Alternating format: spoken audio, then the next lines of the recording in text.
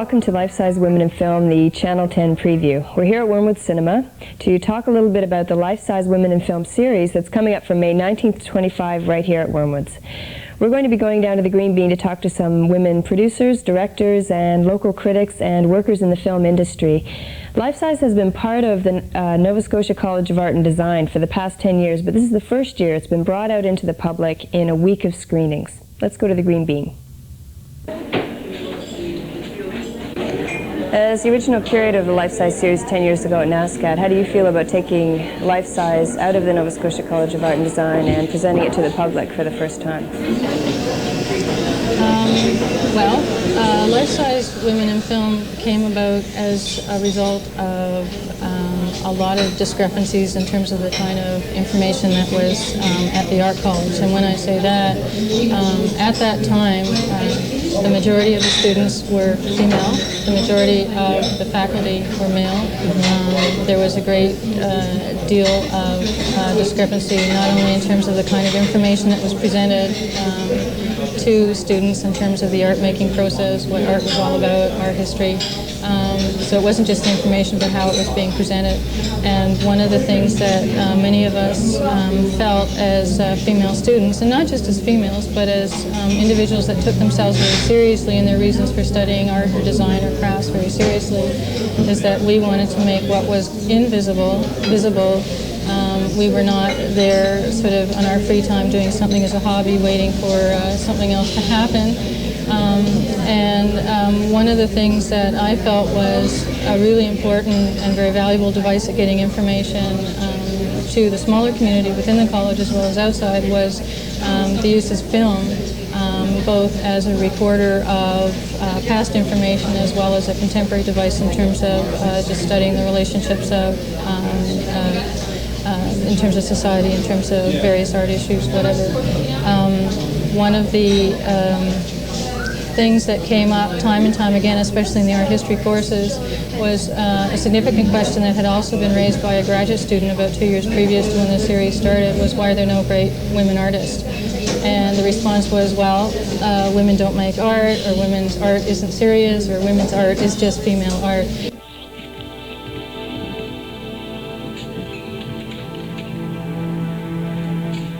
Don't believe it. I won. I've never won anything before except a plastic pillow and a bingo game. I won. I won. Excuse me, but I won. I said I won. I bought this ticket here just now and I won the big one. Can't cash it here. What, you think I'm rich? I got thousands of dollars stashed away here? Besides, you gotta answer the skill testing question on the back. Skill testing question. What advice would you give to a woman for her to be perfect? Oh no. Deadline midnight April 1st. That's today. Excuse me. If you had one piece of advice to give to a woman for her to be perfect. Don't look at me, lady. I don't give advice to women. I just take a Valium and relax. I wonder if that's the answer. But what if it's not? Where do I start? Joesette, you've been teaching the language of film at Mount St. Vincent University for a few years. Yeah? Yes, for about 5 years now. 5 years. But you're just starting in September to teach women and film? That's correct, yes. So why are you starting now? Well, I am a woman, as you can see, and for many years I have seen many things, and without knowing why, I was always very comfortable watching women film. And I thought, well, since I belong to the intellectual side of life, I should maybe investigate why I was attracted by my guts to women filmmaking, because I think there was a sort of empathy there that I could not define, but which was very pleasurable. So I started reading about women filmmaking, and I discovered that indeed there are striking differences that now I can intellectualize, but and that I would like to intellectualize with the students to show them how the mechanisms differ when a woman is behind the camera versus a man. I think that I don't want to get into theory and so on, because I mean it's not the right place to do that, but I feel that women, for example, are not afraid of silence in their movies. They are not afraid of lingering on shots. They are not afraid of holding the shots. And last night I saw Salade Bombay, and I didn't need the credits to tell me that I was watching a woman's film. There was something there that was me, in the way that she cared about the subject, in the way she was looking. I believe that the woman's gaze is much more tender. Basically, it's the gaze which cares about the subject it looks at.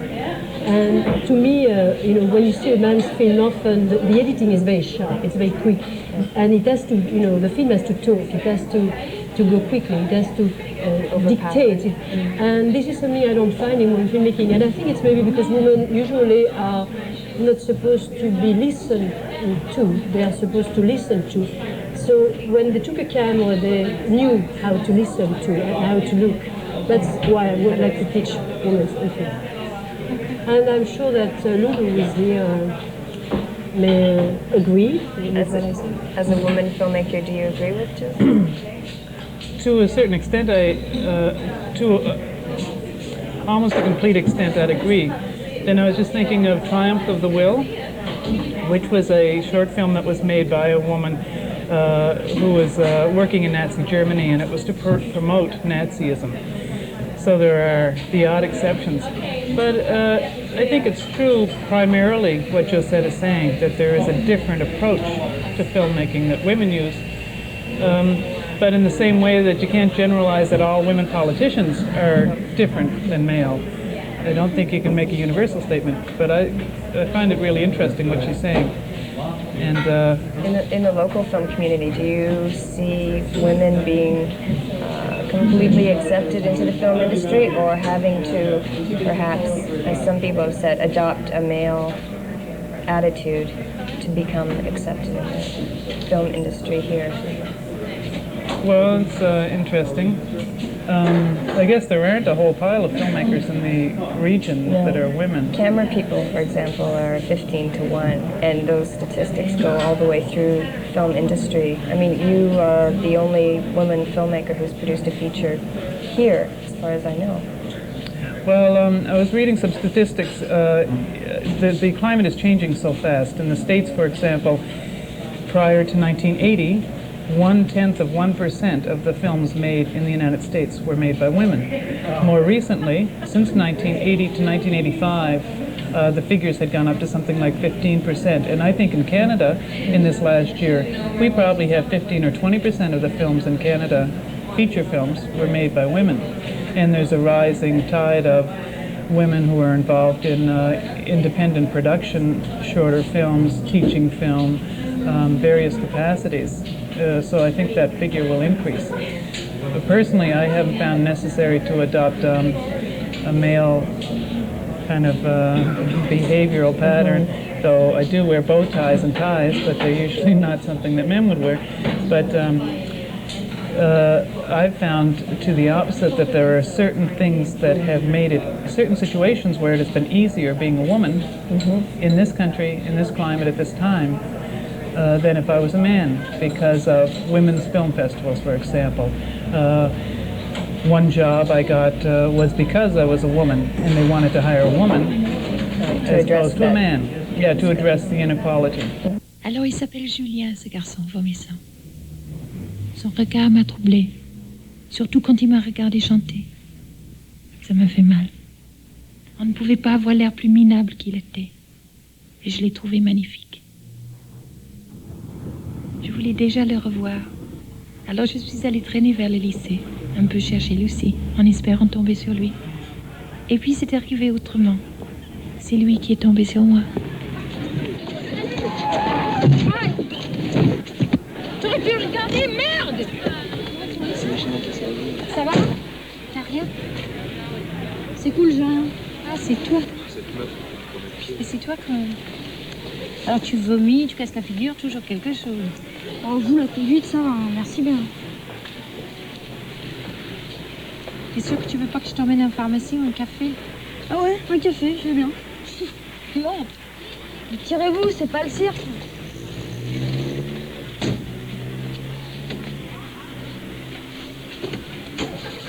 So tell us about your last film, your new film.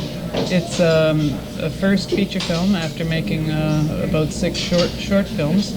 I came out of the film co-op experience here in Halifax and set up my own company, and this new film is about a Canadian woman who goes to work in Africa as a volunteer. I wrote the script and directed. We ended up having a woman editor to cut those images together, so it'll be interesting to see if she leaves silences. I mean, like I was there with her, working with her, but whether we collectively follow some of the things that Joesette is observing that women directors do. I think what's important, as famous critic said, Teresa Leloretti, she said that, you know, even if you find that the approach is more aggressive, the approach to filmmaking, because as Lulu said, you can't generalize, you know, you get into a difficult notion here, you know, what's masculine, what's feminine, so we shouldn't get into that, but still often women, you know, with the exception of women like the one who was praising Hitler, often even if they choose a male approach to filmmaking, if you like, and again I'm being simplistic here, often they will talk about women's subject, you know. For example, Miraner, the way she chose, you know, it's a narrative film, it follows the pattern, the Salam Bombay. Oh, yes. You know, she follows the narrative pattern, there is nothing, you know, it's not avant-garde at all, but the way she portrays, you know, a woman in the film is very much something that I think maybe a man would have difficulty with, because it's a different look looking at women, and I think that's what's important, is that women filmmaking often, despite the fact that some will be very avant-garde and very difficult to understand, but what's important is that, you know, to see women talking about women and looking at them in a different way, because they do look at them in a different way. Had a master, Dr. Bowman, a son of Nova Scotia, gave a son to Lydia, gave a son to Lydia. This is the first festival that Black Mother, Black Daughters has been included in. What do you think of the festival context for films like yours? I think it's a really important context, because I think in many ways people would not have an opportunity to really get a bit of an inside view of the lives of Black women, and because they may not know Black women individually, they may not have traveled within Black communities, so seeing the film, I think, will give them a bit of a glimpse of what life in the Black community is like and what the lives of Black women have been like. Your film's is also one of the few documentaries, and you're, I believe, the only Black women filmmaker making films in the Atlantic region, well, in Halifax now. What kind of opposition did you have to overcome, or what kind of things did you encounter in trying to produce this? Well, initially the idea began in my own head many, many years back, because I've been doing a lot of research on Black history in Nova Scotia and on Black women for a long time, and I had been writing articles and different things. So the idea for film came up because I felt it would be a good medium to use to explore some of the things that I'd wanted to explore. The opposition, well, first of all, it was finally convincing someone that it was a good idea, and convincing the film board that it was a good idea and it was something that could be made into a film. And I did have support, because we had a group of women back 6 years ago who began meeting to talk about doing films by and about women. And that small group that met were really keen that something be done about Black women. And so I had the support of a number of women. And from there, we just had to work with the film board to convince them and to get proposals written and to incorporate the ideas that I had, and also the idea for training, all within one project. So the opposition is like, this has never been done before, and there's sometimes a real hesitancy on the part of a major institution to try something so large with so many unknown quantities. So you're also participating in the workshops, in the director's workshop. How do you see the workshops? I guess since there is no film school here, For women specifically, how do you see these workshops operating? I think the workshops are an excellent opportunity for women in this region to acquire some skills, to brush up on skills that they have that they may not be too confident about, and also to get together to share ideas and to share information and to do some real technical training. And this has just not happened previously. And as I mentioned, 6 years ago, a group of us got together talking about what kind of training could we get as women filmmakers. And there was nothing happening. There was nothing around. So my film ended up being one of the few opportunities where women got a chance to play major, significant roles in the production of a film. It premiered a couple of weeks ago, I guess it is now, and the film had to be shown, as most people probably know, a couple of times over, and the house was packed, and the response was overwhelming, and black people turned up for a film that perhaps, well, you would know if they felt a film is accessible, or it seems that the communities here don't intermingle at all in filmmaking. There's only one or two members of the film co-op, for example, who are black, although it's centered in the black community regionally in Halifax. Well, the film industry, filmmaking is an institution in this society, and as many institutions in this society, they've been closed to blacks and other people of color. Not necessarily in having signs up saying don't come in, but just by the way that they've been structured.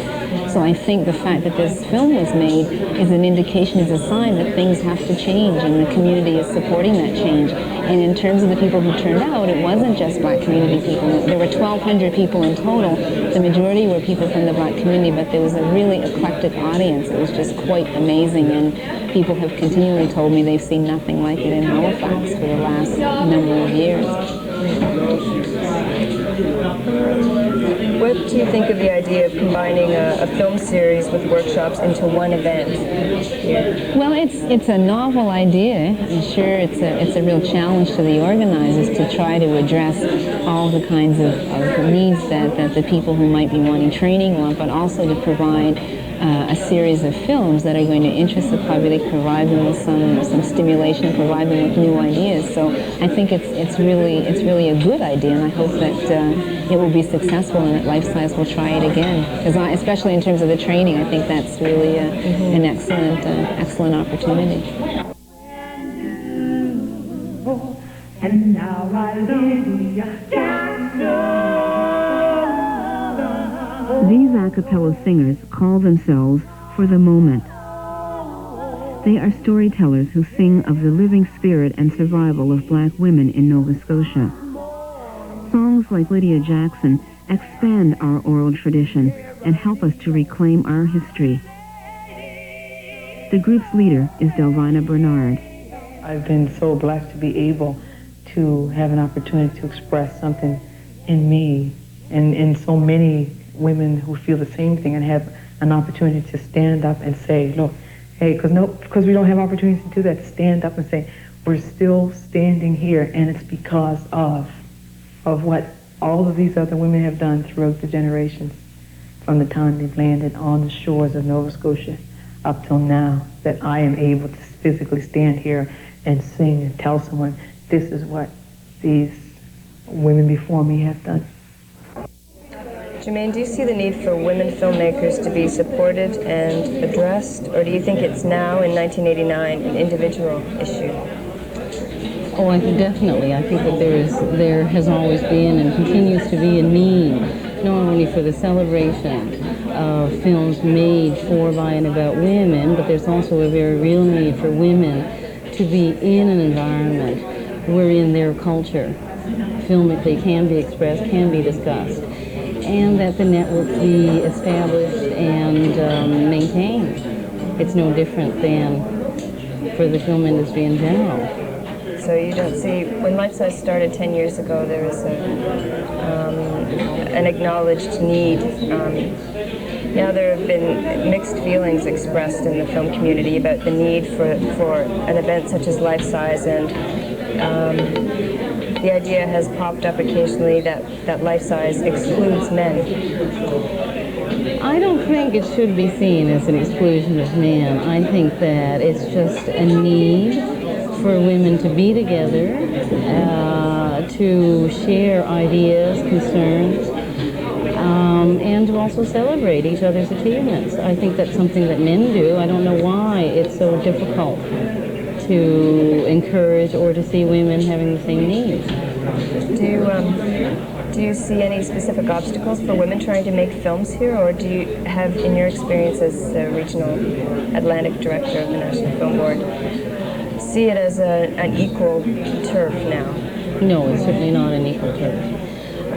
I think there have been long historical obstacles, and I think that today, although there have been enormous improvements, or I should say developments made in terms of women working in film, I still think that we have very serious situations of inequity in terms of, I can understand the need for women to want to make films not only for women and about women, but also films made within an environment or a culture that is very much a woman's environment, a woman's culture. And I think it is still difficult for that environment to be there, because the reality is that we still don't have women in some areas of filmmaking, and largely the very technical aspects of filmmaking. There are not that many women camera people. There are still not that many women sound engineers, and I can go on and on. I think we have made some improvements in terms of producing and directing, but we're certainly not anywhere near the stage where we can sit back and say, it's just, fair competition with equitable access to projects, to funds, to whatever. I think the funds are there, but everybody's asking for track record. It's not a surprising situation. The reality is that, fewer women have the track record that men do. So how do women overcome their track record in trying to obtain funds for, say, their first film or second film here? Well, it all comes down, this is why it's important for something like Lifesize, in terms of an encounter, a possibility for women to come together and establish or become a part of that network. It's to know what is happening where, to really understand what the opportunities are, and to also commit to the inclusion of women in as many projects as possible. How do you address an imbalance? I don't think that that's something that you can achieve overnight, but certainly it is a responsibility of institutions, and I would even say of individuals, to try to have not only subjects for films that are inclusive of the population, and women do constitute at least half of that population, but it's also important to say, where can we give that effort to training, to, if there are apprenticeship possibilities, what women can occupy those positions.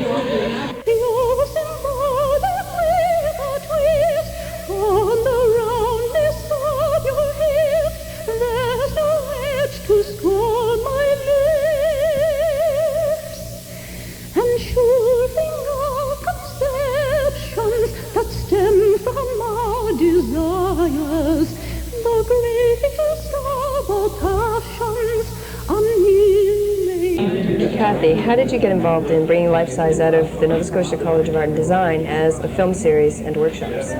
Well, I thought Lifesize was a great idea, and it had been going on for quite a few years, but it was kind of had a dwindling audience, and I thought what really needed to happen was to put it out into the public. And so I talked it over with some of the people at the college, and particularly women involved in the Women's Committee, and on the whole they thought it was a good idea. So I took it from there. How did you get funding for it? Funding is always a slow process, but being involved in an art gallery already, a public art gallery, I knew something about how you go about finding funding. So I started pursuing the usual avenues, and for instance, the Canada Council and I'd also worked with Canadian Job Strategies at the gallery, at the college, and so I decided to try and get that kind of funding as our core funding, and it worked. As soon as CEIC, that is Canadian Job Strategies, committed themselves to the project, I knew it was a go. So what are the kinds of films that you've got in the film series? There's quite a range of material. The criteria has kind of evolved as the process has unfolded, which has been to preview a lot of films. So I think altogether we probably looked at about 50 films between October and March or so, when the final decisions were made. And I took it on as a kind of curatorial project in a collaborative way. We had screenings, preview screenings, where we would ask people to come, whoever wanted to come could come, and then we talk about the films and sort of decide what they had to offer. And then when it came down to actually putting the program together, I thought it was really important that the shorts and the features and the groups of shorts could relate to each other. So for instance, on the opening night, we're going to be showing Passion, a letter in 16mm, which is Patty Rosama's first film, preceded I've Heard the Mermaids Singing. And that film is going to be coupled with Kung Fu Master.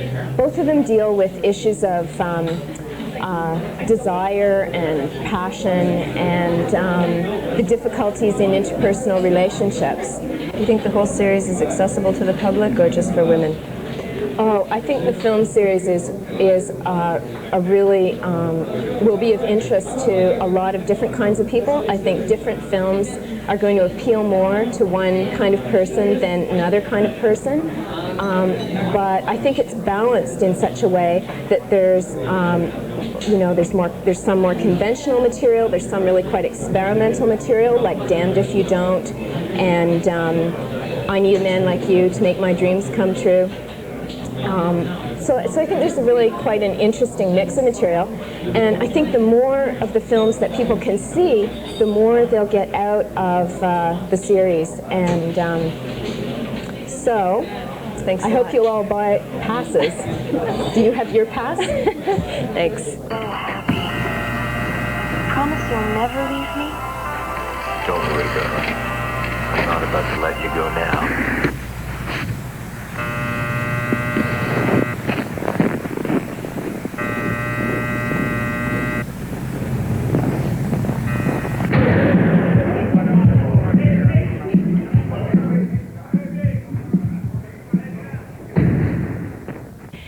Well, I hope you've enjoyed the sampling of films from Lifesize Women in Film. It's happening from May 19th to 25th here at Wormwoods Cinema, and passes are available here at 2015 Gottingen Street or at the Red Herring Bookstore. See you there.